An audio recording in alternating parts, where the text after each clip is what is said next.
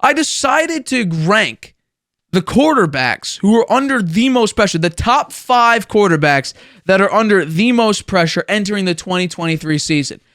Now, I know some of you might look at this list and say you're a Patriots fan, or I've done prior topics on some of these quarterbacks, and you hate them. This is completely unbiased opinion, and I'm just here, spitting the facts. Context and honesty. That's what this show is built around. That's part of its integrity. Context and honesty. So let's jump right in to number 5. We have Daniel Jones. Daniel Jones signed a massive contract, $160 million for 4 years, over $80 million that fully guaranteed to one Daniel Jones, who threw 15 touchdown passes, who had 22 total touchdowns last year. Always got to throw that out there. But I will say this, I have bashed on Daniel Jones several times in the past, but here's the truth of it. He has sort of developed his game under Brian Daboll to be much more of an efficient runner, and the major part of his game is he dropped very far down on the turnover scale. His turnovers have declined severely to where he's not really that turnover prone anymore. But with these new weapons, they went out and got Darren Waller. They drafted a pretty good center. They have pieces. They got Hodges back. They brought back Sterling Shepard as a locker room piece. They have pieces now where I can now say that now Saquon is a different issue, and on Monday we'll talk about that because I believe Monday is the deadline between whether or not Saquon may sit out or will they extend him on future deals. That's the deadline. It closes at 4 p.m. on Monday, so we're gonna talk about Saquon on Monday for sure. But this is it. They have Saquon at the moment. They have a decent offensive line now. They're building it up. They have a great tight end when healthy, and they have pieces around Daniel Jones. We now need to see him develop into the quarterback where he can go back to the playoffs and consistently make the playoffs with no matter who he is. Because this Daniel Jones, I've been told, is the white Michael Vick. So we'll have to wait and see. But Daniel Jones, I think, deserves to be on the hot seat because guess what? Is this just a one-off? Did they wait too long? We'll have to wait and see, but Daniel Jones at number 5 for me. Let's go to number 4 is Kyler Murray. Now, this is sort of, I guess unfair. He tore his ACL late in the season last year. I believe it was against the Patriots. So we don't exactly know when Kyler Murray will be healthy enough to play in the NFL again. But I will say this about his career thus far. It has been actually largely disappointing. And also his off-the-field stuff, the gaming thing in his contract, or the film in his contract to watch 4 hours of film per week, it's not looking good. And he was this super mobile, super athletic quarterback coming into the league. But then we saw in the playoff game against the Rams, there was a report that he was scared to run the football.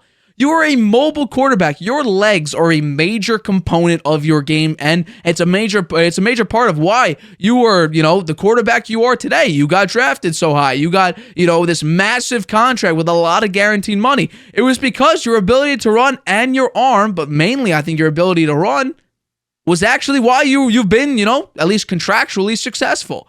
Now, when are you going to come back and show you're actually, worth the money? Last year was pretty embarrassing. You did not have a great season. In fact, it was embarrassing. We saw it. I believe it was opening Sunday when you were against the Chiefs. It was pretty bad. The Chiefs just stomped right all over you, and you couldn't get your offense going.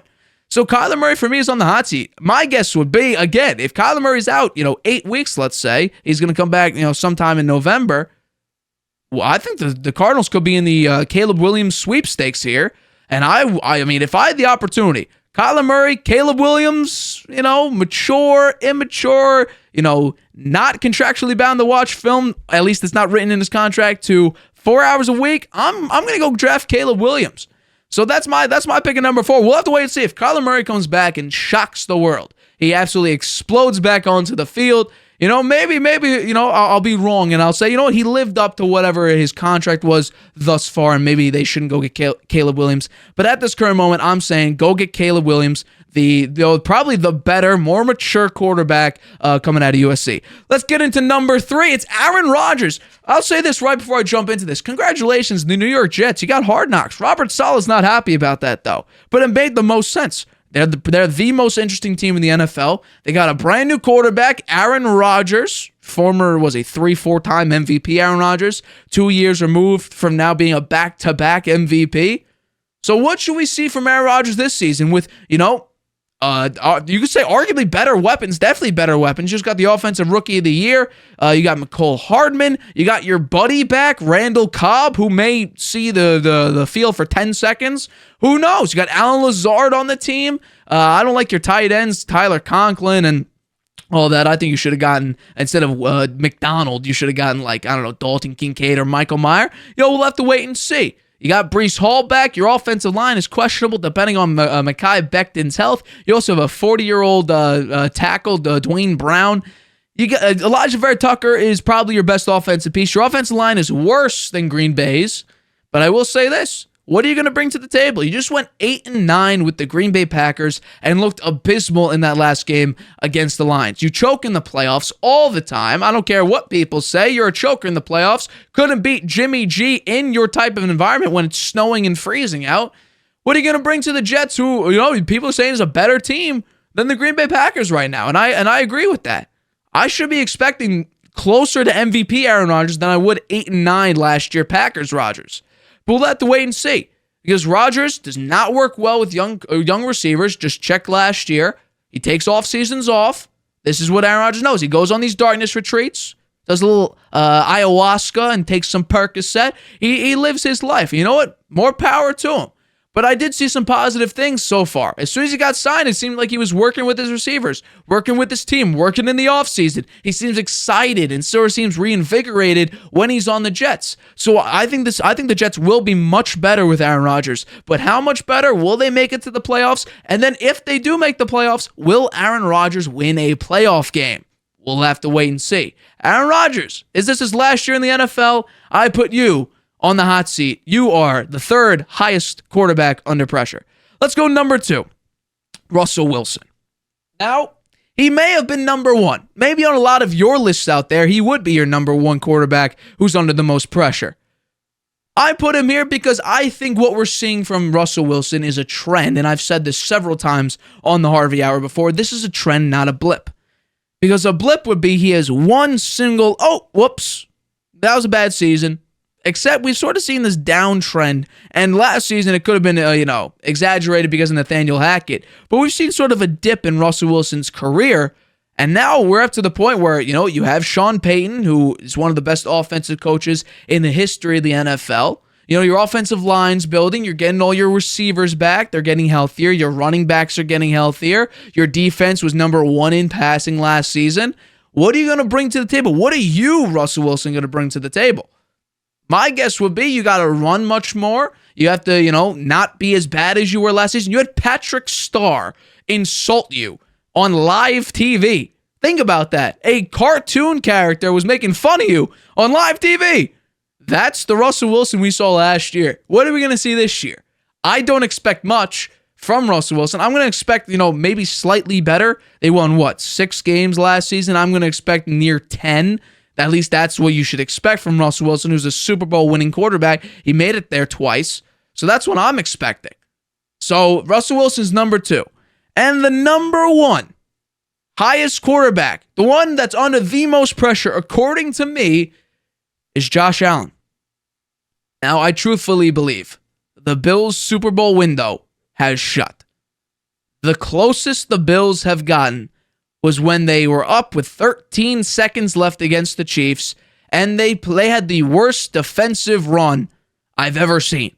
13 seconds left. The Chiefs had like 2 or 3 timeouts remaining, and you guard the sidelines, leaving the middle of the field wide open. That was probably your best shot at making it to the Super Bowl, and you choked it. Last year was almost a complete embarrassment. It was still embarrassing, but it was almost a complete and utter embarrassment from the start of the postseason. You almost lost to Mike McDaniel starting Skylar Thompson? The game went to the wire with Skylar Thompson as the Dolphins quarterback. Not even Tua, not even Teddy Bridgewater, but Skylar Thompson.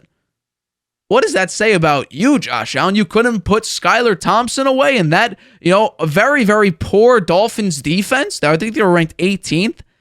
You couldn't put them away? And then you go up against the Bengals, and that was just a complete, utter, just annihilation by the Bengals. And so now you have your receiver chirping at you, and your receiver doesn't show up to one of the mini camps, and that blows up. What's the situation? I think it's going to be interesting. I think, truthfully, the Bills' Super Bowl window has shut. And it's right now, I think it's about to be locked and secured for eternity, at least under the Josh Allen realm. I do not see the Bills making it to the Super Bowl because I think right now the Jaguars, Chiefs, and Bengals have a much higher chance at making it to the Super Bowl than the Bills do. Now, Josh Allen has graced the cover of Madden 24. Is the Madden curse going to strike him? I think, not even before he was on the cover did he have some sort of curse because they could not seem to get over the hump of the Bengals or even of the Chiefs. So that is my ranking for the quarterbacks under the most pressure heading into the 2023-2024 NFL season. Hi, everybody. Thanks for watching. Make sure you subscribe here to get the latest from the show. Also, if you want to check out the full episode, make sure you click the I in the top right-hand corner right now. If you want to listen to this show anywhere you go, make sure you go to anchor.fm/The Harvey Hour or anywhere you get your podcasts.